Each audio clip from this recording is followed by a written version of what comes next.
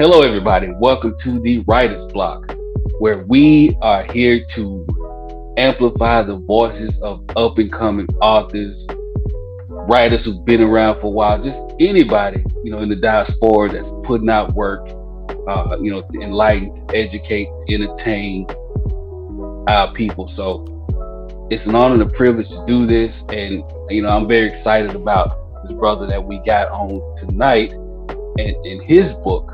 And we'll get to that in a minute. But before we do that, I want to introduce you all to Mr. A.D. Williams, a very educated, highly motivated, awesome brother, man. Welcome to the Writer's Block.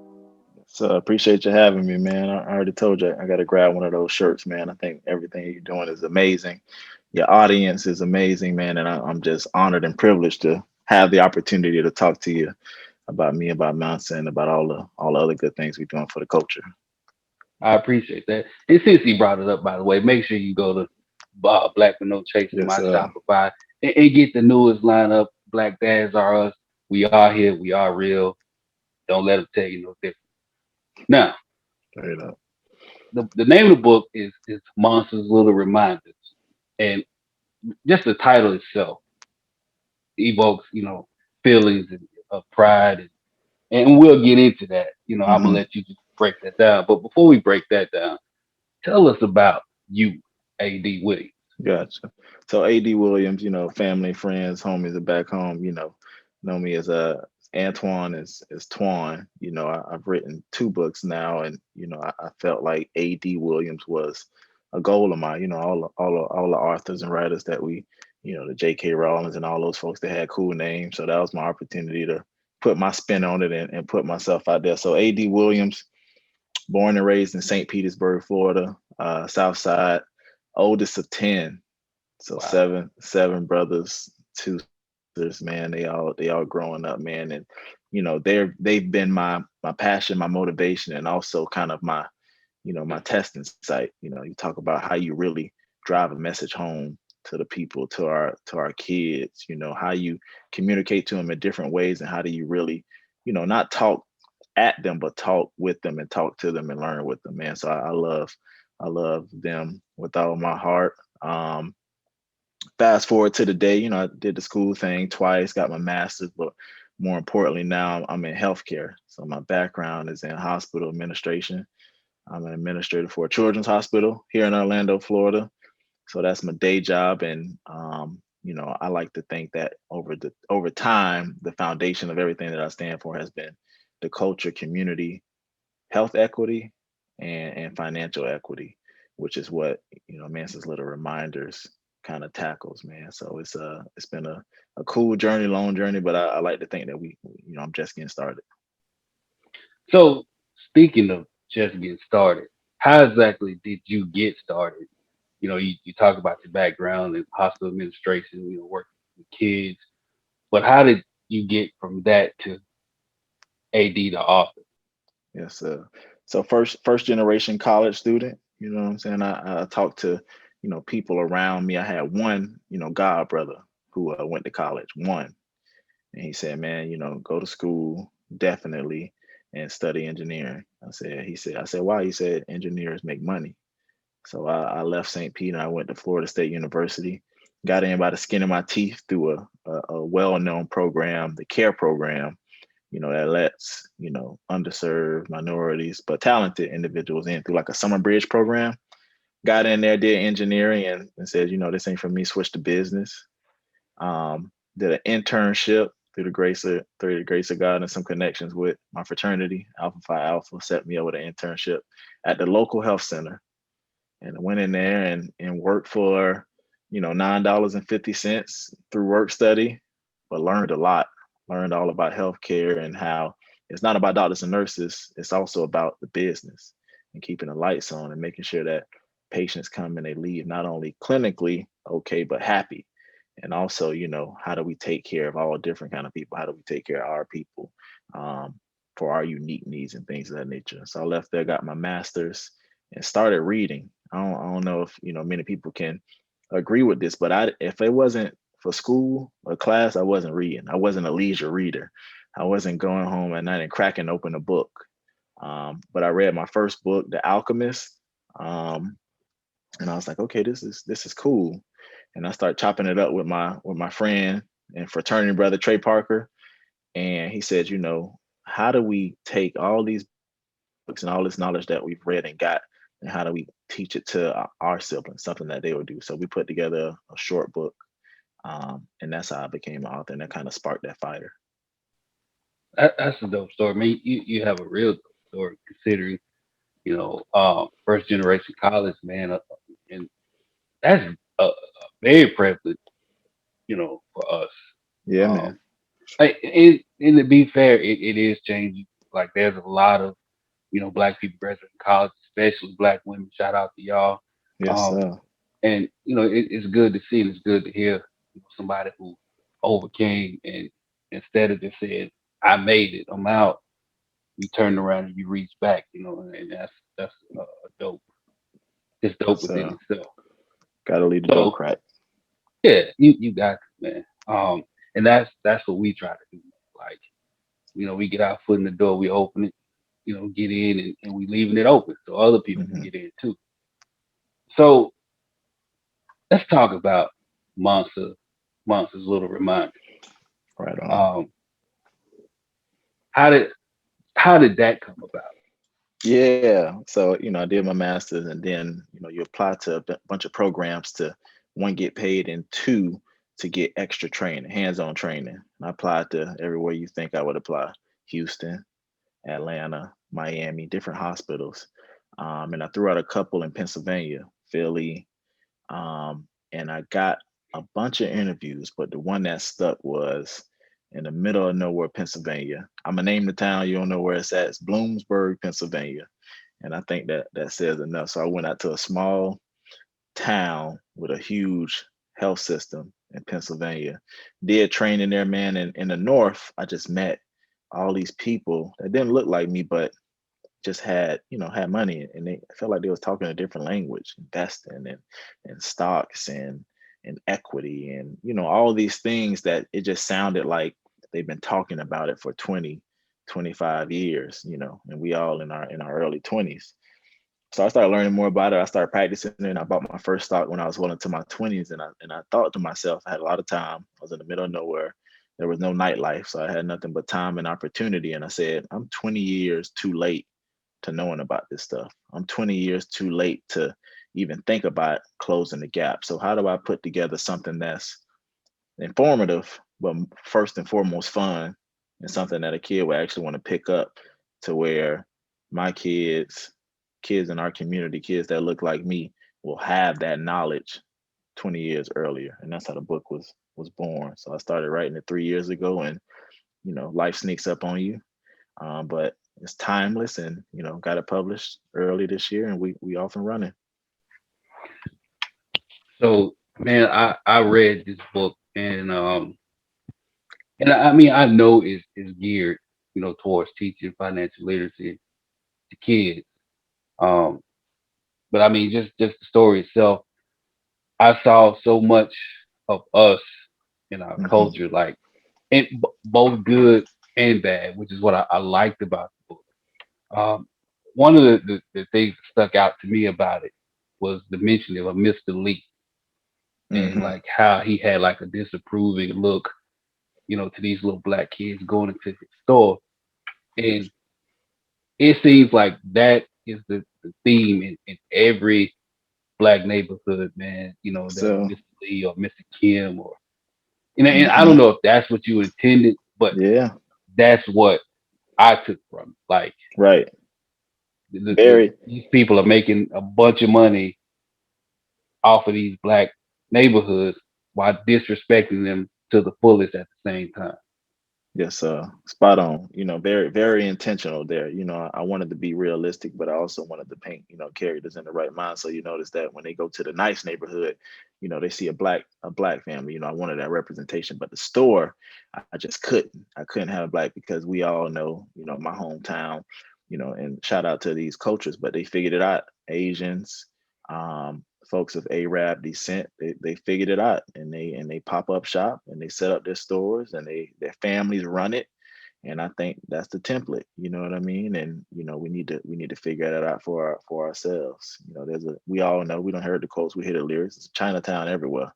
I've been to Curacao, Colombia, New York, anywhere you can think of. There's a Chinatown. So we got to figure it out, like Dr. Claude Anderson say. Oh yeah, I totally agree, man. You know, buy black is real, man, and like that's something we should practice day in and day out. We should practice the art of Sankofa. Like we should practice Hmm. all of this, man. And like, it- and I kind of want to talk about the book, not give it away, but like it's so many just little small nuggets that are huge though. Like Yeah. at the end when Uncle Craig like he put the 20 in there, and his last lines of support black businesses. Yes, sir. Like dog, it's so many lessons that's being taught, you Yes, know, sir. in a easy to digest way for these kids. And like I I was just surprised how wrapped up I had got into this children's book. You know what I'm saying? Yeah. It hell of a job, man. I appreciate that, man. The goal is to spark conversations, man, and get the parents involved, man. And I think about what moved us as children, right? And it wasn't extra learning when we got to the crib. It was an escape. For me, it was sports. It was my little RCA CD player, and those things provide an escape. So for me, it's if the book can provide an escape and you're reading this, you don't even know that you're being taught, it's gonna stick with you. It's gonna be in your intuition. It's gonna be in your DNA, and you're gonna pick up on little terms when you hear it when you're 7, when you're 8, when you're 9. And I think that trickle down effect is, I don't need data and science for that. I know that does something. Being introduced earlier on, it does something to where, your mom may open up your first brokerage account when you're 13, and you 15 years ahead of where I was. I mean, I'm in a decent position now, so you're gonna be in a totally different position. So it's a cool way to get the ball rolling. Oh yeah. Um and it's a shame that we don't learn at such a young age about financial literacy, man. It, back when I was younger, man, my grandparents they were real sticklers about this. Like they would bust out the checkbook, and like I knew how to Hmm. balance a checkbook at Love that. 8, 9 years old. And checkbooks pretty much non-existent now. Hmm. But the reality of it is a lot of people don't really understand just the simple terms of debit and credit, on their bank statement. It trips some Right. people up, you know. And I'm not saying that to, shame anybody or anything like that. My point is that we have we've learned a lot, but there's so much more that we can do and need to do. And I like that's what I like about this book, man. You are attacking that head on with these children to bring them up the right way.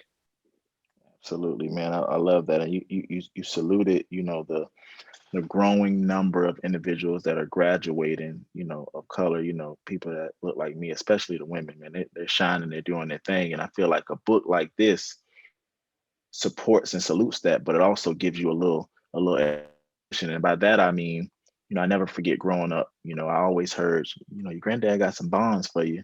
Your granddad got some bonds for you, etc. And I didn't know what that meant, but I knew that at 21, I never saw those bonds. And when I learned what they were, I was like, damn, that would have been cool to grow up and to have something sitting somewhere for me.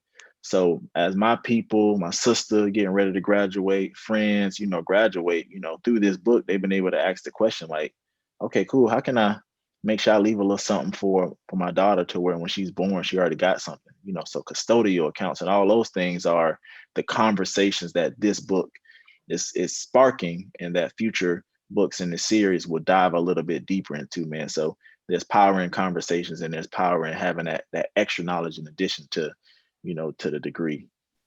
Oh yeah, you know, and one of the things I noticed in the book, man, the mention of generational wealth. Hmm. Like, you know, it was talked about like over and over and over, and I love that, and I love the examples of Jimmy and his family, and how you got these black people that's entrepreneurs making all this money, taking trips but doing it the right way, man. Like the representation book is just a beautiful thing. And I enjoyed every minute of Definitely, definitely. I love that you mentioned Jimmy. You know what I'm saying? Because the character is black, but my co-author, Kendall, who lives and breathes this work. She is an individual that has the expertise. So she's a financial expert, but more than that, she had the privilege of growing up in that ideal manner. And I won't give too much of her bio, but just know she's well off. Her family is well off. She has the passion. So she offered up that I really lived this. I really was getting out the car, and before I got out the car, my dad had me reviewing stock charts. I was the 6-year-old before soccer practice that actually knew what stocks I had in my portfolio, etc. And she's reaping those rewards and benefits now. You know what I mean? Being handed whatever after graduation. So I feel like the representation is important, the book is important, but for me, partnering with her gave it that real touch. Like I'm not just studying it. This ain't something I read. This is something that I've talked through and actually lived. So it was a beautiful, beautiful partnership. that's dope, man. The living embodiment of the work. Yeah. Yeah. That's that's dope. Um, a- Another thing in the book, man. That was funny to me, and when I read it, like I read the words, but I could hear my mom. Um, Hmm. the part of the book with the pizza, right? Yeah. And he ate the pizza, and he was like he reached the age, or he could have ate a whole pizza by himself, but he didn't want to ask his mom to order two pieces because she was gonna give him that we ain't got two pieces of money. You know what I'm saying? Like, Right. and I know we all heard the I ain't got no McDonald's money. You got McDonald's money? Right. Like, dog, when I read that, like I just busted out laughing because, like I said, I could hear my mom. That's spot on. Spot on. No man, those are real stories. Those are real examples, real things that my mom and pop have said to me. But the story I think is special in that it mentions it, but it gives the why. And I Right. feel in the why, you mentioned the checkbook. I saw my mom filling out the checkbook. I saw my mom, struggling with bills, but I never understood the why. I saw my mom working crazy. I was putting in that work, same with my pops, but I never understood the why. So I feel like this book, you know what I mean, from a life lesson standpoint, it's going to encourage just more transparency. Whether we got it or not, you're going to understand the ins and outs. So you're going to understand that I ain't got both money, but you're going to understand the numbers and the why behind it. And I feel like that's something I would have benefited from even more as a kid. Yeah, I agree, man. Like I'm of the mindset that we should be teaching this in school, like right now. Like honestly, Yeah. I think your book and books like yours should be in the curriculum, like right now. Oh, To teach these kids like real life, man. Like, you know, we all know about algebra, calculus, and I'm 42 years old, and I can't remember the last time I literally had to use money. right, You know what I'm saying? right. But like the things that I learned in school from taking home ec, the life skills, like I had a teacher, man, Miss Moore, and Hmm. not only did she teach us, home ec, like she used to sit us down, like y'all little black behinds need to learn this, this, and this because it's real out here. I had a Yeah, couple black teachers like that, you know, and they took time to teach us this after school, not during school. This wasn't part of the curriculum, but it was part of real life. right, And I think we need more of that, especially in you know uh, the schools that are typically under serve the underprivileged, and yes, sir. you know I think it should be mandatory. Spot on, man. You hit it right on the head. Life skills, and I've heard that from some of my colleagues and friends that are teaching, man. But I think that's the call to action for us. When Kendall and I chat, the goal is to be in the households across the country, but it's to figure out a way to partner with, LeBron School, Diddy School, Dr. Umar School, schools everywhere. So if you're a teacher, you're a principal, you're an educational assistant, let's figure it out. It's less about the money, more about the impact. So let's figure out a creative way to to get this book integrated into our schools and in a subtle way, start to infuse some of this so that our little ones, our kids, can grow up with, those life skills that's going to keep them ahead of the game and in the game. So if you listening to this, let's figure it out seriously. Oh yeah, I totally agree, man. Now you mentioned the word series. Hmm. So like, what direction are you taking the series? Like, what more are you adding to his little reminders? Yeah, so this one, man, the subtitle is Scratching the Surface. So this one is introducing you to Cousin to Mark, to Uncle Craig, to Mom and Mansa, of course. And as we dive further into it, we want to have more of those conversations in a little bit more granular detail. So not to spoil any, but maybe Mark saves up enough money to take his first trip. Maybe Mom sits Mark down to talk about custodial accounts, brokerage accounts, like all those ways, but do so in the same fashion that this story is done, in a fun story to where kids fall in love with the characters and they just pick up on these things in a subtle way. So there's a lot of different directions we can go in from an educational and financial literacy standpoint, but not to lose the energy and the spirit that comes from the storytelling. So more to come, more learning and more opportunities to get conversation started.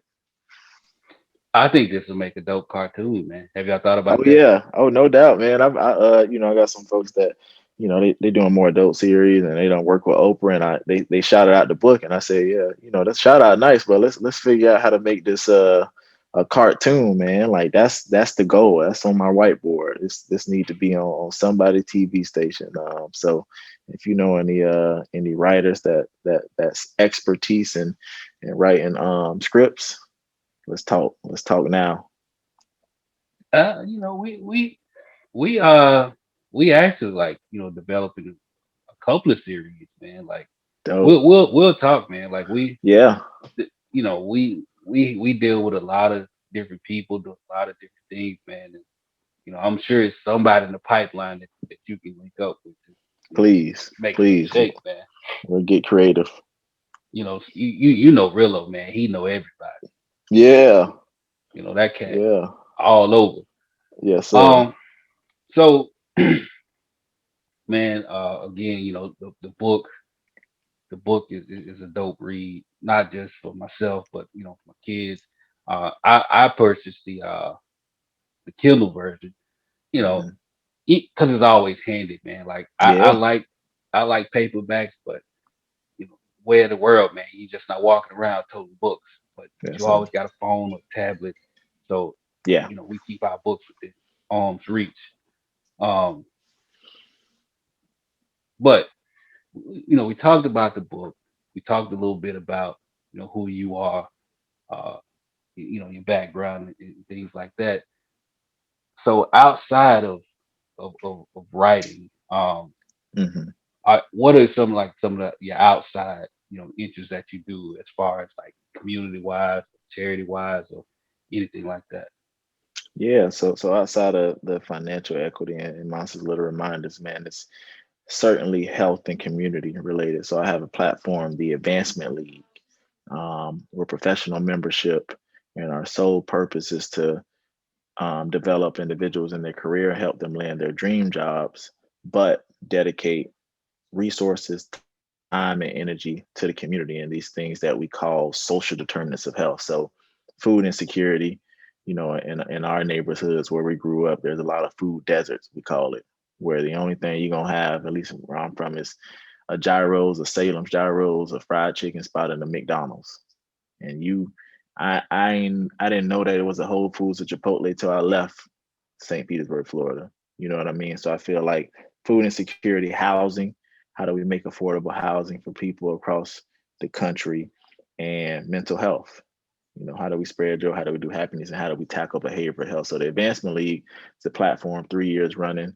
We've been able to fundraise and give nearly $100,000 back to communities across 4 different cities: Las Vegas, North Carolina, Orlando, Florida, and Geisinger, Bloomsburg, Pennsylvania. So we've been able to do some cool stuff in different areas around health, equity, and community. So the Advancement League is the other passion that keeps me up at night in a good way. That's what's up, man. That's dope too, man. Salute to you for putting that together and Yes, reaching out. sir. Like I said earlier, man.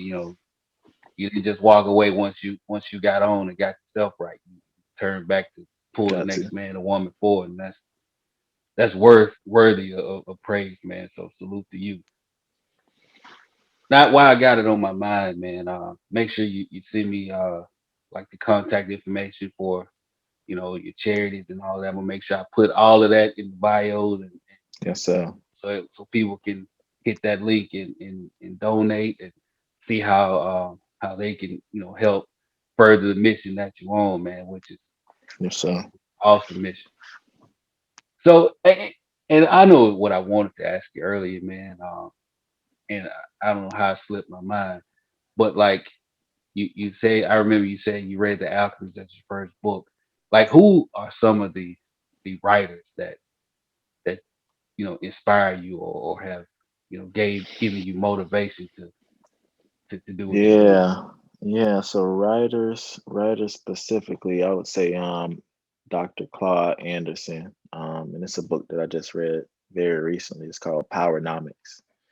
And it's the plan to basically save the Black community. And it's all about financial equity, and it's all about financial literacy, and it's history, and it's all about community and what that means for us. And then the last thing is economics. You know what I'm saying? So how do we pool money? How do we pool resources? How do we, have, our Black towns, our Chinatowns everywhere. You know what I'm saying? Right. So Claude Anderson is a dope book. Paulo Coelho, he wrote The Alchemist, right? So it's more book titles. So books that really sparked it for me were The Alchemist, The Celestine Prophecy, um, The Greatest Salesman in the World. I'm a little weird, so I like he wrote the Outliers, and I'm drawing a blank on his name. It's probably behind me. Malcolm Gladwell is another dope thinker that has some cool books. So the Outliers is a dope book. So those are some books, man, that just to get started, that just cut on some music and dive into it, or listen to the audiobook and you'll dive into it. And then the last one is Michael Eric Dyson. I love him. I love him, man. He's a brilliant mind. Wrote some dope books across the spectrum. Just finished his book on Jay-Z. Um, so yeah, some dope people. That's what's up. That that's what's up. Um, like I like Mike Eric Dyson myself, man. Yeah, He be cutting up, man. he be showing out. Yeah, Like, I heard him talk but live one time. I'm like, yeah, he consistent. So let's say that. yeah, very much so. So, hopefully, man, down the line, hopefully I'm still doing this years from now. And, I got somebody sitting in that chair and I ask him like, man, who was somebody that, inspired you to write? I want them to be like, man, A.D. Williams, man. I Yes, read sir.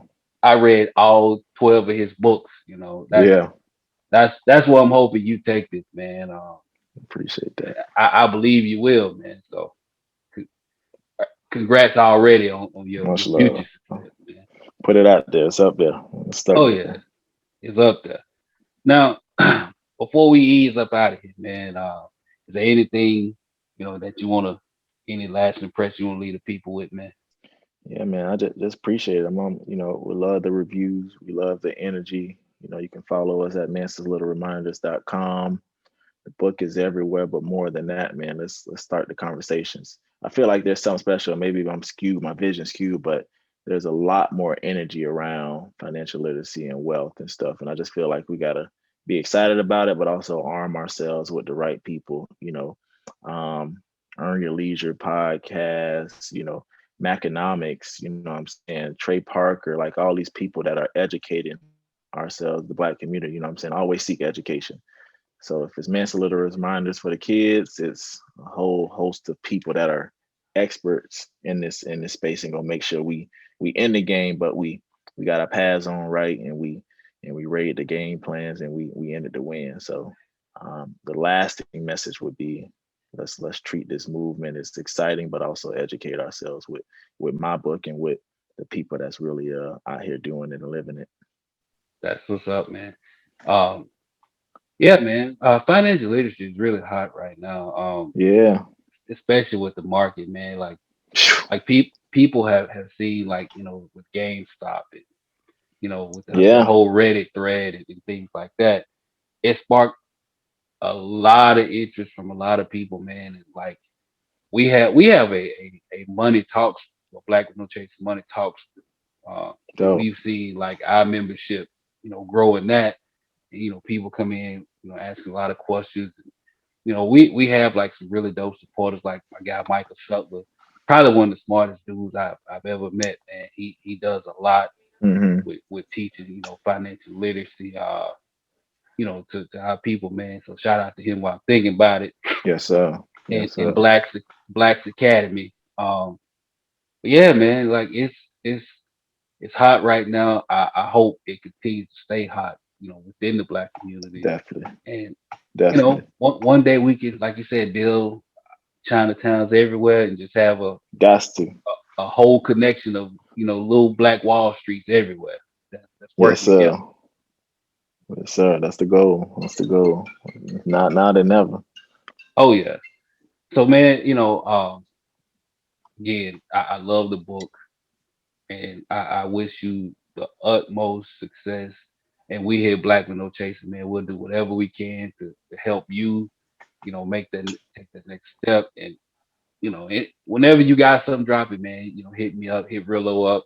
We there, man. Like we own it. We with you 100%, man. Appreciate it. Appreciate that. Matters. It matters, man. I appreciate the platform. I appreciate the community, and we're gonna make some things shake. And definitely, definitely, we'll always return the favor. That's how I go. That's what's up, man. So, ladies and gentlemen, Mr. A.D. Williams, thank you for Well, stopping by, brother. yes, sir. So, on behalf of Mr. Williams, on behalf of Black with No Chaser, and on behalf of myself and the Writer's Block, I thank you all for tuning in, and I look forward to talking to you with the next dope artist. Y'all have a good one.